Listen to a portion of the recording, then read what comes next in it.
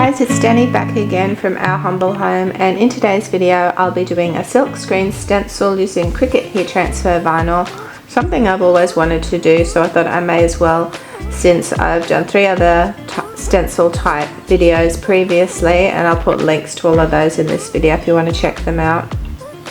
I haven't done one of these before, so this will be the first time actually doing it with you guys, and I'll get straight into it. What I'm doing here is just taking apart this canvas because I want to use the actual wooden frame, and this is what I will be attaching my silk screen to. It's quite a small one. I thought I'd just do a small design to begin with, and I'm measuring inside the frame, so it ends up being 16 by 16 centimeters. So when I cut out my design, I will make sure the vinyl is 16 by 16 centimeters so it fits neatly in there. The idea with this is that when I actually paint through my design, I'm not getting any paint on the timber or on the fabric.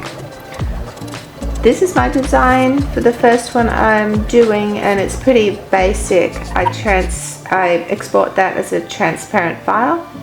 I cut it out, and now I'm going to weed it.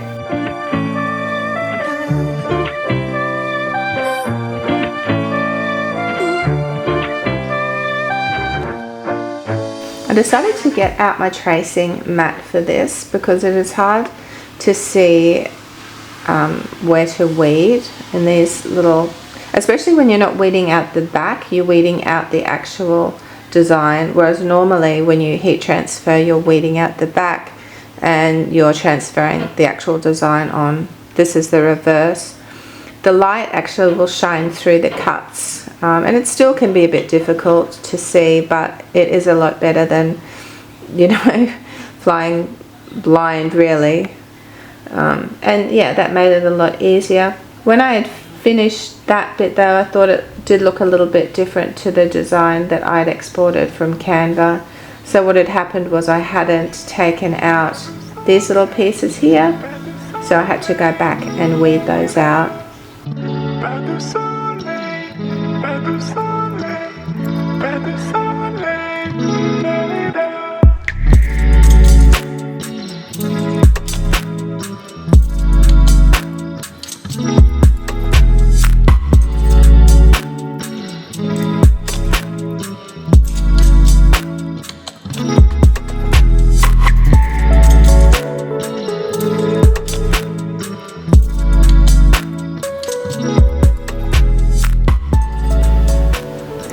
This is my silk screen fabric that I ordered off eBay. I think it was probably, oh, I can't remember now. I did try to go back and find it, but I couldn't. That's actually the type of silk screen fabric. So the size, I think it might be how thin the actual weave is there. So if you want to order the same, that's what to look for. But I think it might have been about $10, $15, something like that. I'm not too sure exactly. I'm just cutting it out so that there is a little bit extra on the side, so I have the fabric there to actually fold over and staple onto the frame.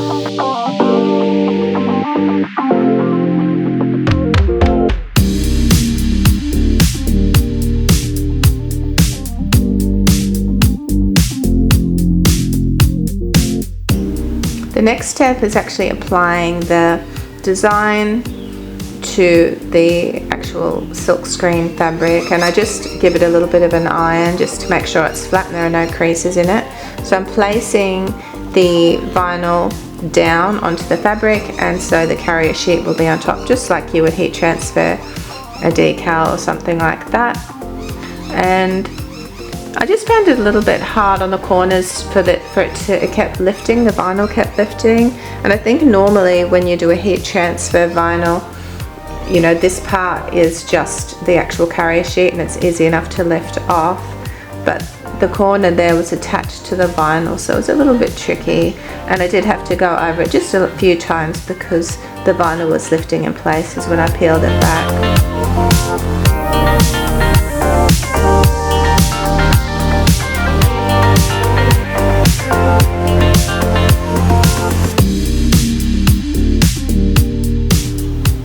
So that was quite easy. Getting to this point was quite easy, and it transferred on really well.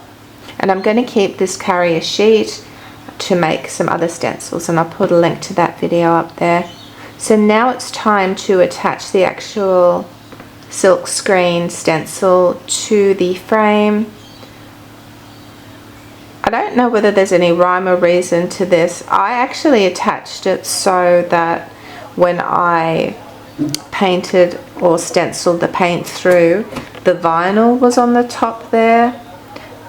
I'm thinking though, maybe the silk, you should place the paint on the silk screen side, and I tried to look to see if anyone explained what should be done there. I'm thinking though, ideally the silk screen should be on the top. You're placing your paint on that and then squeegeeing over that, but maybe it doesn't matter, I'm not sure. Yeah, I ran out of staples, but I just continued to apply the silk screen to the frame, and then I neatened it off by just cutting back and folding the corners over.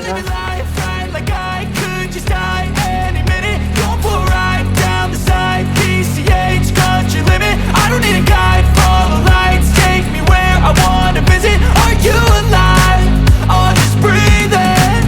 Cause I've been living life right like I could just die any minute. Going for a ride down the side, PCH, country limit. I don't need a guide, follow lights, take me where I wanna visit.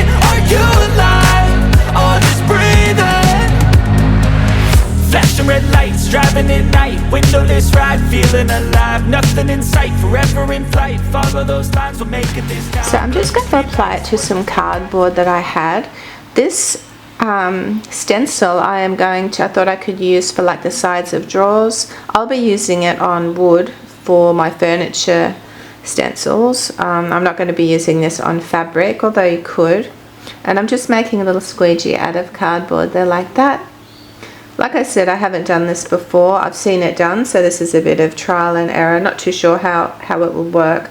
I know stencils can be notorious for bleeding through and not having very crisp edges, so I just wasn't sure how this would go.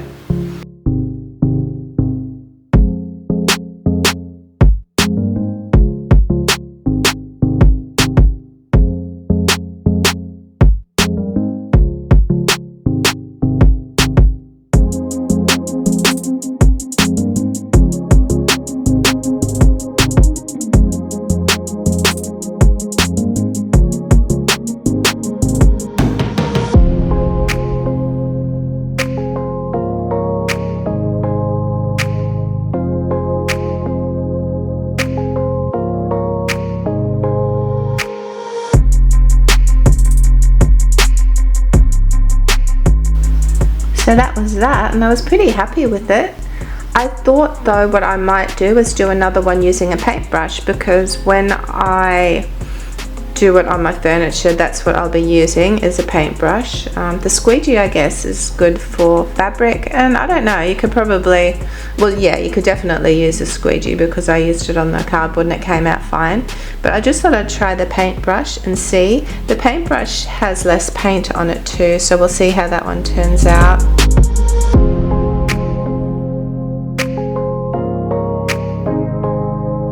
And I actually prefer the paintbrush one better. It is a little bit less solid and I think a bit more distinct.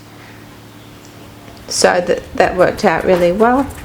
And just cleaning it off, I decided to clean it off straight away. So I went outside and I hosed it off and it came up really well. Very quick to dry too, it didn't take much to dry.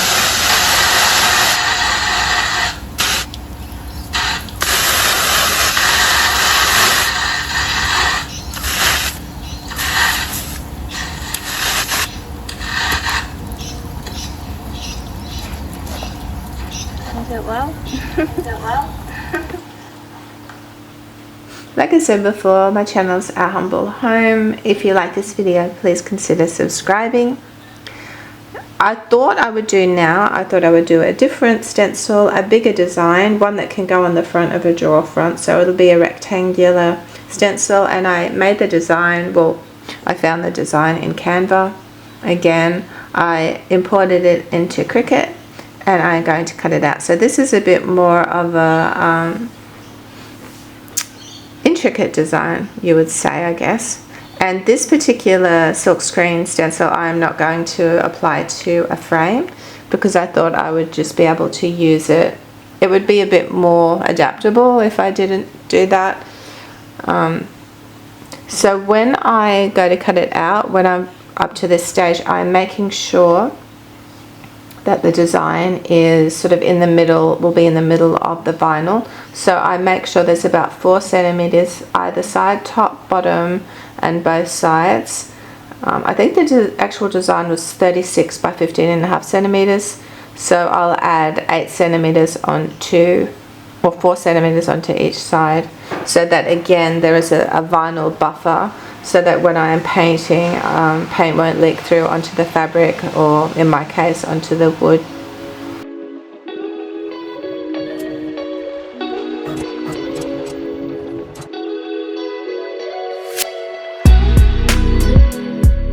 This actual little tracing board plugs into the laptop to light up, and I make sure that I have the design on the laptop so I can see as I'm weeding it out that I'm weeding the right parts. Generally when it's on a white background, you're weeding out all of the black pieces.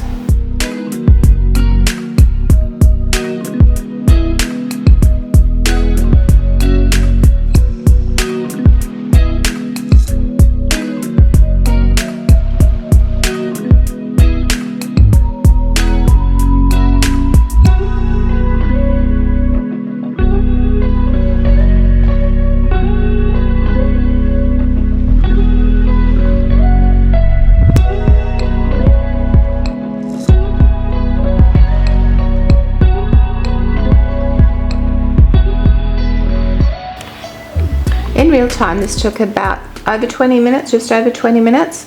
Here I am just feeling the vinyl to make sure that there are no parts that I haven't weeded out.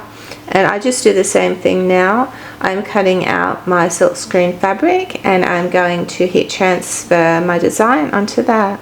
This I had to do in parts, obviously. I have my little heat press, so obviously it wasn't big enough to do the whole thing all at once, but it was fine. I really probably only needed to heat press once all over, but I just sort of did go back and heat press a little bit. I just wanted to be sure that it was all properly heat transferred.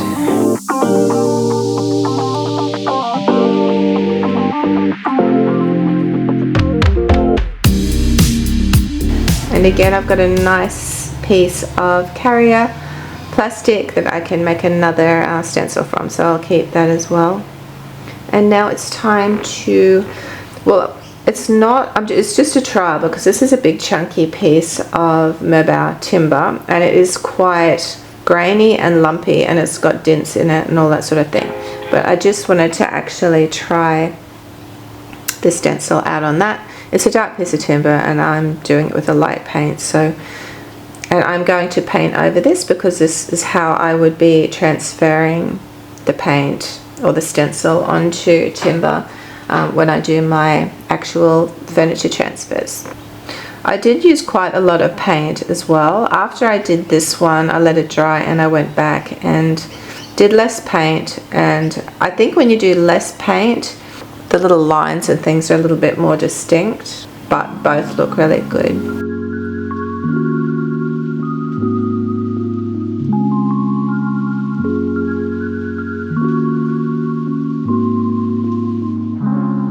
I was actually surprised too, there was no bleeding through or anything like that.